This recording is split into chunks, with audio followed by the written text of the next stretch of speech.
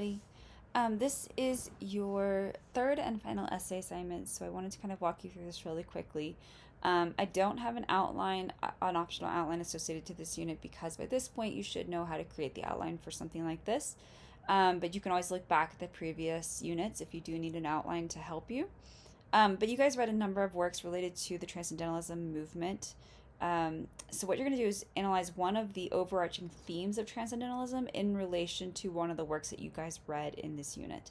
So you're going to discuss both the movement and the work in detail, making sure you illuminate how that author fits into or impacted the larger historical scope of literature. So for example, how did Emerson help create, this entire movement? How did Dickinson's perspective as a enlightened female poet help create certain understanding of transcendentalist ideas?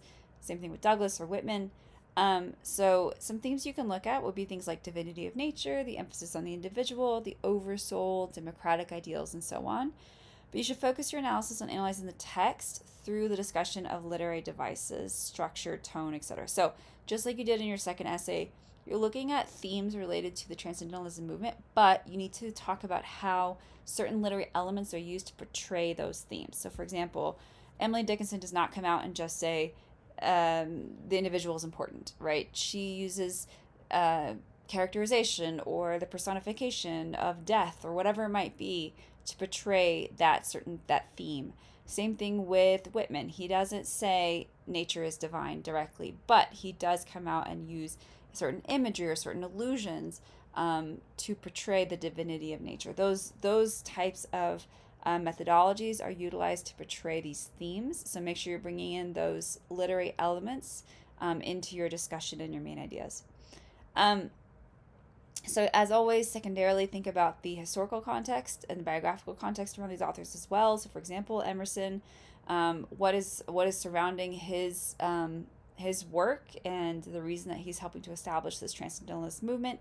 With Whitman, you might think about the encroaching industrial age and how that's affecting what he's writing about. Same thing with Douglas. Obviously, his biography is very important, and the ultimate impact that he had as a seminal figure in history is equally important.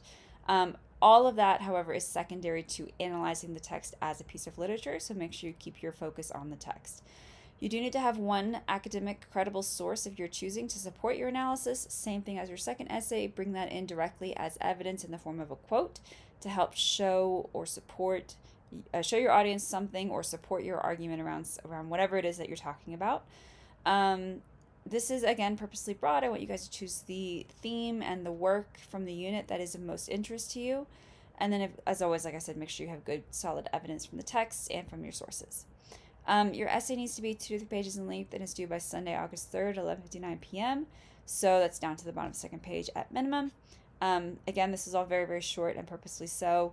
Everything will check for plagiarism. Make sure you have the minimum length, MLA formatting with citations.